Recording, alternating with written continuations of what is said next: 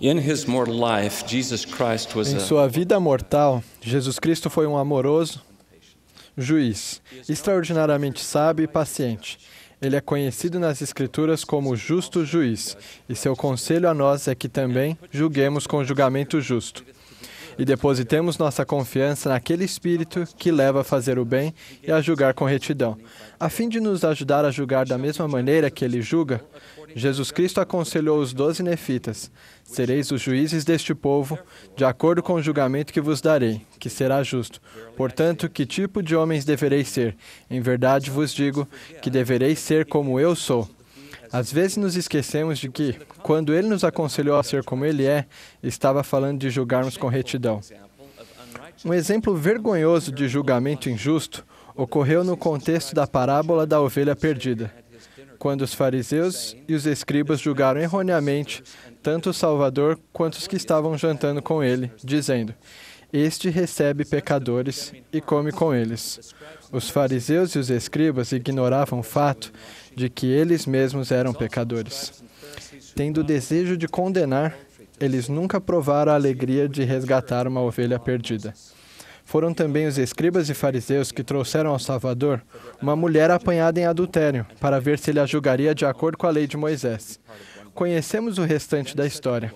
A maneira com que ele os deixou desconcertados pelo julgamento injusto deles e como foram acusados pela própria consciência, e saíram um a um.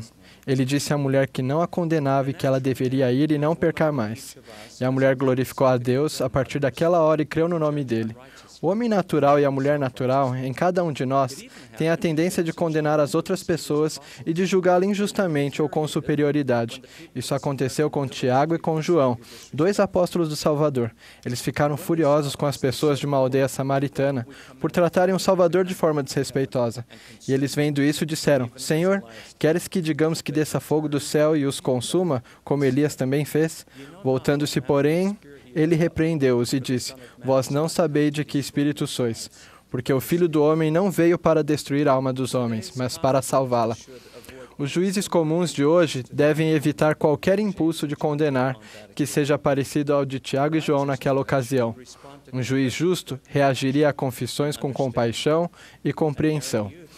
Por exemplo, um jovem que tenha cometido um erro deve sair do bispado sentindo o amor do Salvador, por meio do bispo, e estando repleto da alegria e do poder de cura da expiação. Ele nunca deve se sentir envergonhado ou desprezado. Caso contrário, o bispo pode, não intencionalmente, conduzir a ovelha ainda mais para o deserto. No entanto, a compaixão não anula a necessidade de disciplina. A palavra disciplina deriva do latim, discere, aprender, ou de discípulos, aluno. Isso faz do discípulo um aluno e um seguidor. Disciplinar a maneira do Senhor é ensinar com amor e com paciência. Nas Escrituras, o Senhor com frequência usa a palavra castigar quando fala de disciplina. A palavra castigo deriva do latim castos, que significa casto ou puro, ou castigar para purificar. No mundo, é um juiz terreno que condena um homem e prende-o em uma prisão. Por outro lado, o livro de Mórmon nos ensina que quando pecamos intencionalmente, tornamo-nos nossos próprios árbitros e nos condenamos a uma prisão espiritual. Ironicamente, um juiz comum, nesse caso, possui as chaves que abrem os portões da prisão, pois com o castigo prepara um meio para livrá-los da tentação em todas as coisas.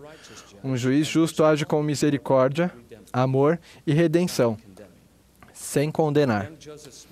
O jovem Joseph Smith foi disciplinado com um período probatório de 4 anos antes de obter as placas de ouro, por não ter guardado os mandamentos do Senhor. Mais tarde, quando Joseph perdeu as 116 páginas do manuscrito, foi disciplinado novamente. Ainda que ele estivesse realmente arrependido, o Senhor retirou seus privilégios por um período curto de tempo, pois a quem ele ama também castiga, para que seus pecados sejam perdoados. Joseph disse: o anjo regozijou-se quando me devolveu o Urim e o Tumim, dizendo que Deus estava satisfeito com minha fidelidade e humildade, e que me amava por minha penitência e diligência na oração. O Senhor queria ensinar uma grande lição a Joseph, e por isso exigiu um sacrifício doloroso. O sacrifício é uma parte essencial da disciplina. Em tempos antigos, sacrifício significava tornar alguma coisa ou alguém santo, estando ligado de forma independente à definição da palavra castigo, que é purificar. Da mesma forma, na antiga Israel, o perdão de um pecado era obtido por meio de uma oferta ou sacrifício. O sacrifício não só indicava aquele grande último sacrifício, mas ajudava a criar um sentimento mais profundo de gratidão pela expiação do Salvador. A recusa em sacrificar algo como parte de nossa penitência é uma maneira de ridicularizar ou menosprezar o grande sacrifício de Jesus Cristo. É um sinal insensível de ingratidão. Por outro lado, por meio da doce ironia do sacrifício, nós, na verdade, ganhamos algo de valor eterno, a misericórdia e o perdão dele, e, por fim, tudo o que o Pai possui. Como parte do processo do arrependimento, o sacrifício também age como um bálsamo para ajudar a substituir o remorso de consciência pela paz de consciência. Sem sacrifício, talvez seja difícil perdoar a si mesmo devido à lembrança contínua de algo que não foi ofertado. Embora poucos de nós sejam chamados para ser um juiz, os princípios de um julgamento justo se aplicam a todos nós, especialmente aos pais que têm a oportunidade diária de usar esses princípios com seus filhos. Ensinar uma criança de forma eficaz é a verdadeira essência da boa educação no lar, e disciplinar com amor é a verdadeira essência de um juiz justo. O presidente Joseph F. Smith ensinou: se seus filhos forem rebeldes e de difícil controle, sejam pacientes com eles até que os conquistem pelo amor, e poderão moldar seu caráter da maneira que desejarem. É esclarecedor saber que, ao ensinar a respeito de disciplina, os profetas parecem sempre se referir a atributos cristãos. Vejamos esse famoso conselho em Doutrina e Convênios com relação à disciplina. Nenhum poder ou influência pode ou deve ser mantido em virtude do sacerdócio, a não ser com persuasão, com longanimidade, com brandura e mansidão, e com amor não fingido, com bondade e conhecimento puro, que grandemente expandirão a alma, sem hipocrisia e sem dolo, reprovando prontamente com firmeza, quando movido pelo Espírito Santo, e depois mostrando então um amor maior. Essa Escritura nos ensina a reprovar quando movidos pelo Espírito Santo, e não quando movidos pela ira. O Espírito Santo e a ira são incompatíveis, pois aquele que tem o espírito de discórdia não é de Deus, mas é do diabo, que é o pai da discórdia e leva a cólera ao coração dos homens para contenderem. George Albert Smith ensinou que geralmente não se dizem coisas rudes sob a inspiração do Senhor. O Espírito do Senhor é um espírito de bondade, é um espírito de paciência, é um espírito de caridade e amor e tolerância e longanimidade. Mas se tivermos o espírito de procurar defeitos de modo destrutivo, isso nunca será fruto da companhia do Espírito de nosso Pai Celestial, e sempre será prejudicial. A bondade é o poder que Deus nos deu para abrir o coração endurecido e subjugar a alma teimosa. Quando o Salvador visitou os nefitas, fez algo extraordinário com as crianças. E aconteceu que ele ensinou e abençoou as criancinhas da multidão, e soltou-lhes a língua, e disseram grandes e maravilhosas coisas a seus pais. E o povo viu e ouviu essas crianças. Sim, até crianças de colo abriram a boca e proferiram coisas maravilhosas.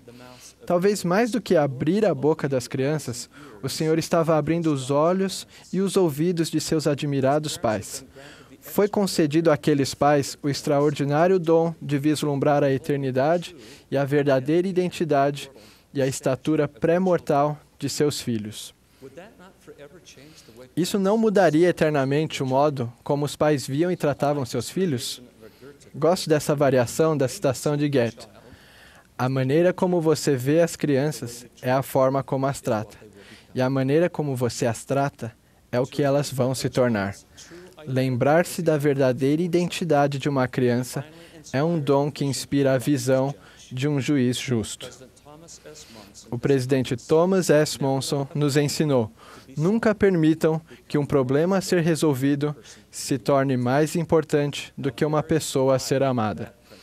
Esse princípio é muito importante no processo de nos tornarmos juízes justos, especialmente com nossos próprios filhos. Há somente um modo de fazer um julgamento justo à maneira de Jesus Cristo: ser como Ele é. Portanto, que tipo de homens e mulheres devereis ser?